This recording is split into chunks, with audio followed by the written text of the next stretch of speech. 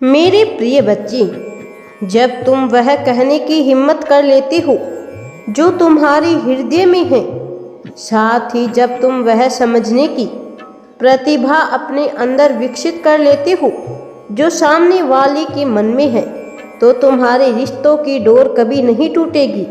कहने का अर्थ यह है कि जब रिश्तों में आपसी समझ और भरोसा स्थापित करना हो, तो ऐसे रिश्तों को कमज़ोर पड़ना असंभव होता है। जब तुम्हारा मन किसी बात को लेकर विचलित हो या दुखी हो, तो ऐसे समय में उन शब्दों का प्रयोग करने से बचना चाहिए जो किसी के मन को ठेस पहुंचाए।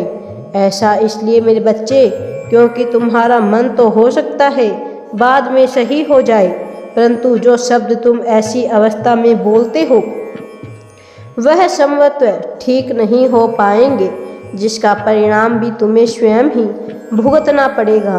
वह व्यक्ति जिसका समय खराब चल रहा हो, उसके साथ रहना बेहतर है ऐसे व्यक्ति के साथ रहने से जिसकी नीयत ही खराब हो। जिसका समय बुरा चल रहा है, उसका अच्छा समय भी आ जाएगा, परंतु जिस व्यक्ति की नीयत ही खराब है, वह हमेशा तुम्हारा बुरा करने में ही अपनी सफलता समझेगा। मेरे प्रति अपनी भक्ति इसी प्रकार से बनाए रखना मेरे बच्चे। जो पूजा तुम मेरी करते हो, उसका फल तुम्हें अवश्य मिलेगा। सतयुग में जो फल 10 वर्ष की तपस्या, ब्रह्मचार्य और जप आदि करने से मिलता था, वह मनुष्य त्रेता में 1 वर्ष और द्वापर में 1 माह और कलयुग में केवल 1 और दिन रात में प्राप्त कर लेते हैं। इस कारण मैं यह कहता हूँ, कलयुग सबसे श्रेष्ठ युग है। इस कालखंड में की गई तुम्हारी भक्ति सीधे मुझ तक पहुँचती है। इसका प्रतिफल भी तुम्हें अवश्य ही प्राप्त होगा। इस संसार में तुमने प्रेम के जो स्वरूप देखे हैं और उसके बाद जो कुछ भी तुम्हारे साथ हुआ है, उससे तुम निराश हुए हो, परंतु प्रेम है क्या, तुम्हें इसका पूरी तरह से आभास भी नहीं है। इसलिए आज मैं तुम्हें इसके संबंध में कुछ महत्वपूर्ण बातें बताने आया हूँ। प्रेम वह शक्तिशाली एहसास है जो विरह के क्षणों में व्यक्ति को बहुत अधिक उद्वेलित कर देता है। ऐसे समय में तुम्हें यह प्रतीत होने लगेगा कि अब कोई जीवन का उद्देश्य नहीं रहा, सब कुछ निरर्थक है, व्यर्थ है। दूसरे शब्दों में कहा जाए तो उस व्यक्ति के चले जाने से तुम्हें ऐसा प्रतीत हो कि तुम अपने आप से दूर हो गए हो। उस व्यक्ति के अभाव में पूरे संसार का अपूर्ण हो जाना, यही प्रेम है। इस भाव की अनुभूति होना ही उस व्यक्ति के प्रति तुम्हारी प्रेम को प्रकट करता है। अब प्रश्न यह उठता है कि इसे निभाया कैसे जाए। प्रेम जितना आसान होता है, प्रेम निभाना उतना ही कठिन। प्रेम में एक व्यक्ति दूसरे पर अपना अधिकार व्यक्त करता है और दूसरा व्यक्ति उस अधिकार को स्वीकार भी करता है। अधिकार के साथ ही तुम्हें अपने दायित्व का भी निर्वाह करना होता है, और इसका सबसे बड़ा दायित्व यह है कि तुम्हें सामने वाले की प्रसन्नता को सबसे ऊपर रखना है। उसकी प्रसन्नता में ही तुम्हारी प्रसन्नता समाहित हो जाए। जब एक व्यक्ति के सुख को देखकर दूसरा भी उतने ही मन से प्रसन्नचित्त हो जाए, आनंद से भर उठे, तो वही प्रेम है। यहाँ तक कि यदि सामने वाले की प्रसन्नता तुमसे अलग होने में भी है, तो उसे भी इतनी ही आनंद के साथ स्वीकार करने का भाव जब तुम्हारे भीतर उत्पन्न हो जाए, तो समझो तुम्हारा प्रेम पूर्णतः सफल हो गया, वह संपूर्ण हो गया। मेरे बच्चे, यह प्रेम तुम्हारा किसी व्यक्ति के प्रति भी हो सकता है, मेरे प्रति भी हो सकता है और परिवार के प्रति भी हो सकता है।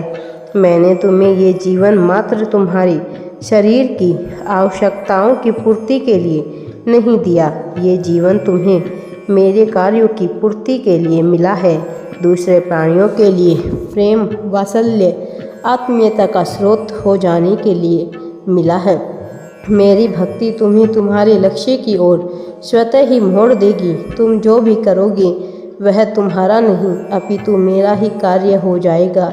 जिस भी कार्य की पूर्ति हेतु तुम्हें ये जीवन मिला है, बेहतर है कि उसे जानो और अधूरा छोड़ने के स्थान पर पूरा करो। दोबारा शुरू करने से बेहतर है इस बार ही तुम उसे पूरा कर लो।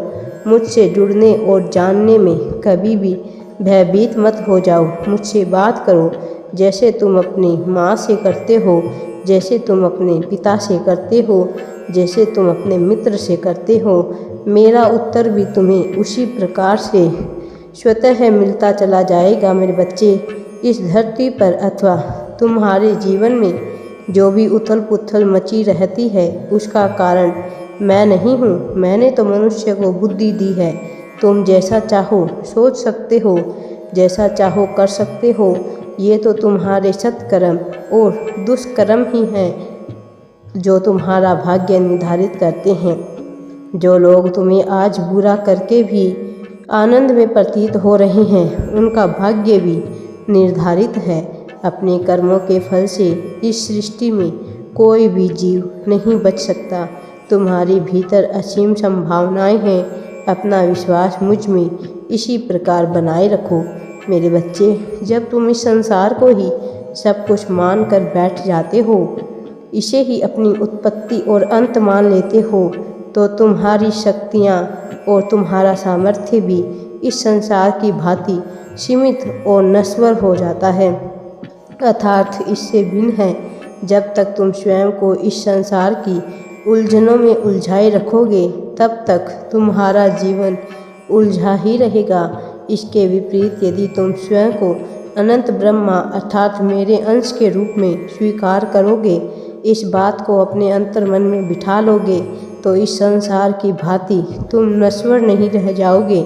किसी भी उद्देश्य की पूर्ति के लिए तुम्हें जिस भी शक्ति और सामर्थ्य की आवश्यकता पड़ेगी वह तुम्हें स्वतः ही उपलब्ध होता चला जाएगा।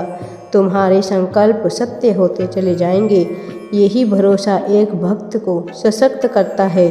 तुम्हारा उद्धार भी इसी में निहित है। इसके लिए तुम्हें मंदिर मंदिर भटकने की आवश्यकता नहीं है। बस मन मंदिर में इस बात को बिठा लो, इसका मनन और चिंतन करो। मुझ पर अपना भरोसा अडिग रखो। तुम स्वयं को जिससे जोड़ते हो उसी भांति बनते चले जाते हो।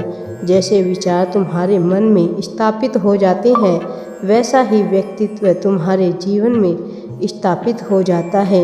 यही व्यक्तित्व तुम्हारी जीवन यात्रा की दसों दिशा निर्धारित करता है। मेरे बच्चे, इस संसार में तुम्हें स्वयं को खुश रखने का दायित्व तुम्हें स्वयं अपने पास ही रखना चाहिए। यदि तुम अपनी प्रसन्नता का दायित्व किसी और के हाथों में सौंप दोगे तो तुम्हारे सुख और दुख दोनों पर सामने वाले व्यक्ति का ही नियंत्रण रहेगा। राधे राधे जी। वीडियो पसंद आए तो लाइक शेयर एंड चैनल को सब्सक्राइब जरूर करें।